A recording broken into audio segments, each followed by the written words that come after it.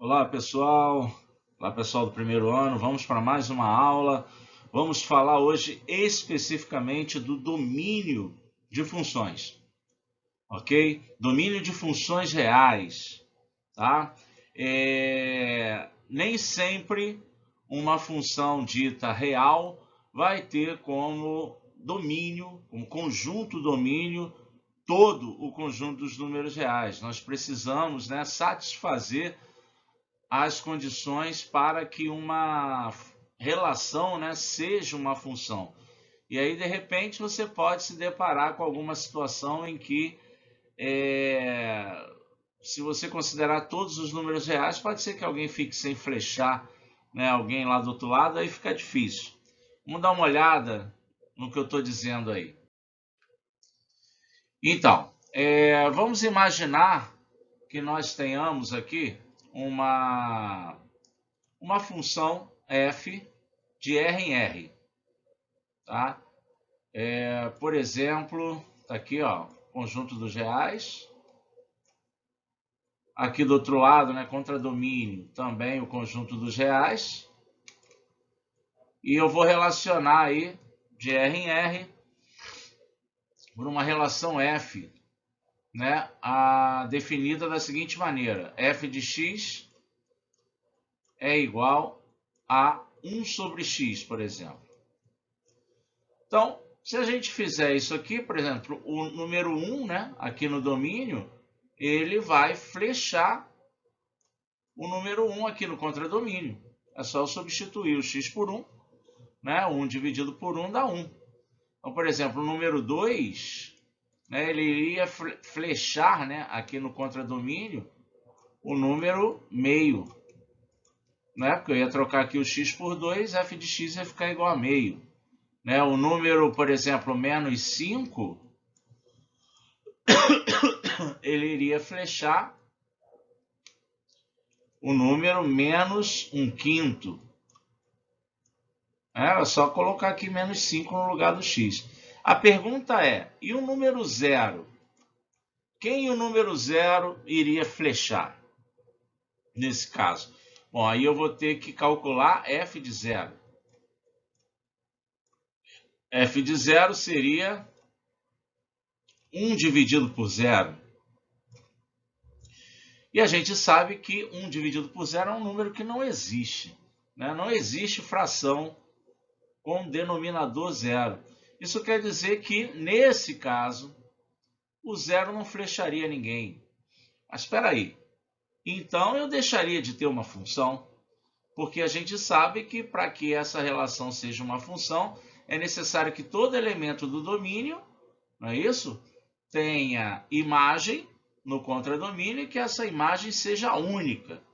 Então, esse 0 aqui não flechando ninguém faz com que isso aqui não seja uma função. E aí só tem um jeito disso aí ser uma função, se eu quero que seja uma função. Que seria o quê? Seria a gente tirar o 0 do domínio. E o que significa tirar o 0 do domínio? Significa que esse conjunto aqui não vai ser o conjunto dos números reais. Vai ser o conjunto dos números reais menos o 0. Né? Ou seja, tem que botar um asterisco aqui para indicar que o 0 está fora. Aí tudo bem. Ou seja, o domínio da minha função f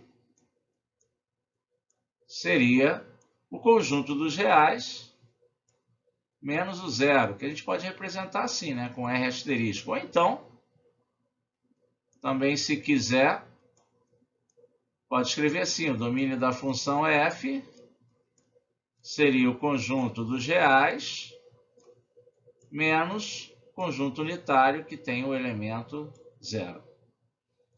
Tá certo? O importante é você tirar o 0 da história, porque o 0 faz com que aquilo ali deixe de ser uma função. Tá bom? Mesma coisa se você pensar numa função g, ou numa relação g, né, que também seja de R em R, definida da seguinte maneira: olha, g de x vai ser igual a raiz quadrada de x. Bom, o que vai acontecer? Por exemplo, se eu pegar aqui o número 4, beleza, ele vai flechar o 2. Se eu pegar o número 1, beleza, ele vai flechar 1. Afinal de contas, a raiz quadrada de 1 é 1. Mas e se eu pegar o número menos 9? Quanto é a raiz quadrada de menos 9? Não é um número real. Eu não vou encontrar a raiz quadrada de menos 9 aqui, ó, no contradomínio. Então, menos 9, assim como qualquer número negativo, não vai flechar ninguém. Então, esses números negativos não podem estar no meu domínio. Tá certo? E aí, o que eu tenho que dizer? O que eu tenho que fazer, né? Eu tenho que tirar do meu domínio todos os números negativos. E aí, o que eu vou dizer? Que o conjunto domínio aqui tem que ser o conjunto dos números não negativos. R+, né? Ou seja, eu vou dizer que o domínio da função g é igual ao conjunto dos números reais mais apenas aqueles que não são negativos. Tá certo? Então, o que nós vamos fazer hoje, dadas algumas leis que definem algumas funções, é estabelecer a condição para que essa função realmente exista, né? Quer dizer, estabelecer o domínio dessas funções. Então vamos ver aqui mais alguns exemplos. Então, por exemplo, ó, eu tenho aí essas 4 funções aí, tá? Lembrando que y e f de x é a mesma coisa, tá bom? Não vamos esquecer disso, né? Então, vamos lá, item A. Eu tenho alguma restrição com relação ao item A? Tem fração? Não tem. Tem raiz quadrada de número? Não tem. Não é isso? Então, nesse caso aqui, eu posso dizer que o domínio da função f, aí sim, tudo bem, não tem nenhum problema. Aí é o conjunto dos reais. Ok. Beleza. Tá bom? Já no item B, aí a gente já tem o problema que a gente acabou de ver ali no exemplo, né? Acabei usando aí como exemplo o próprio, isso aqui, né? Esse x aqui embaixo, ele não pode ser zero. Se ele não pode ser zero, então o meu conjunto domínio pode ser qualquer número real menos o zero. Ok? Então ficaria assim a resposta. Já no item C, quem é que não pode ser zero? Quem não pode ser zero é o x menos 2, certo? X menos 2 é denominador, não pode ser zero. Tem que ser diferente de zero. Se x menos 2 tem que ser diferente de zero, isso quer dizer que o x ele tem que ser diferente de 2. Tá bom? Se o x tem que ser diferente de 2, então eu vou dizer que o domínio da minha função f é o quê? É o conjunto de todos os reais menos o 2. Ok? Tudo bem? E na letra D? Na letra D, eu não tenho nenhuma restrição. Vou explicar por quê.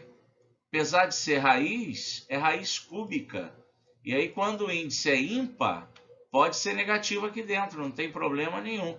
Então, o conjunto dos reais seria o nosso domínio aí. Vamos imaginar que a gente tivesse aqui um item E, que fosse f de x, igual a raiz quadrada de 2x menos 3, por exemplo. Bom, aí teria problema, né? Por quê? O que está ali dentro da raiz quadrada não pode ser negativo.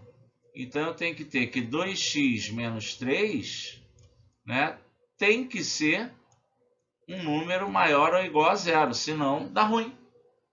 Se 2x menos 3 tem que ser um número maior do que zero, Isso quer dizer que 2x tem que ser maior ou igual a 3, o que nos leva à conclusão de que o x pode ser qualquer número real, desde que seja maior que 3 meios.